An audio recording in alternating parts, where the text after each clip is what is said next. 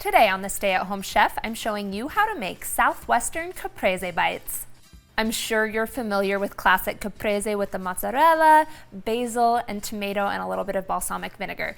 Today I'm showing you a Southwestern little twist that will knock your socks off. For this recipe, you'll need some fresh basil leaves, some cherry tomatoes, and I like to use yellow so that they have a little pop of color and a little contrast compared to our roasted red bell pepper, which comes in a jar. You'll want to drain it and dice it into little bite-sized pieces like so. You'll also need some mini mozzarella balls and toothpicks. If you want to add a little additional flavor, you can also add in little pieces of cooked bacon, but I'm going to go ahead and skip that today and keep this vegetarian. We're going to season our mozzarella and add a bunch of flavor. So start by pouring in 2 tablespoons of extra virgin olive oil. Then we'll start adding in a little heat and flavor, starting with half a teaspoon of crushed red pepper flakes, half a teaspoon of chili powder, half a teaspoon of ground cumin, and last, a 1/4 teaspoon of garlic powder. Then grab a spoon and stir this all together. This is so flavorful and so delicious.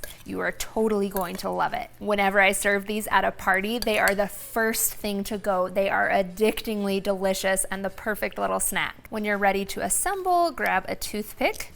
We're gonna start with the mozzarella ball. You can grab 1 or 2. These are a little bit small. Slide that on. Slide on a little piece of red bell pepper. Grab a fresh basil leaf.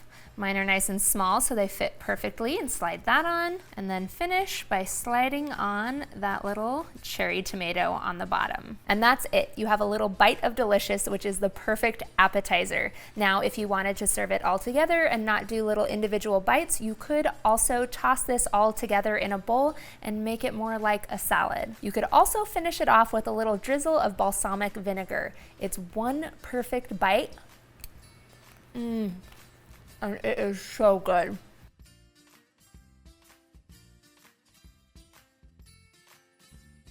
Thanks for watching. You can find the full written recipe in the video description. Be sure to subscribe, like, and follow, and check out the rest of my videos where you can find hundreds of restaurant quality recipes you can easily make at home. See you later.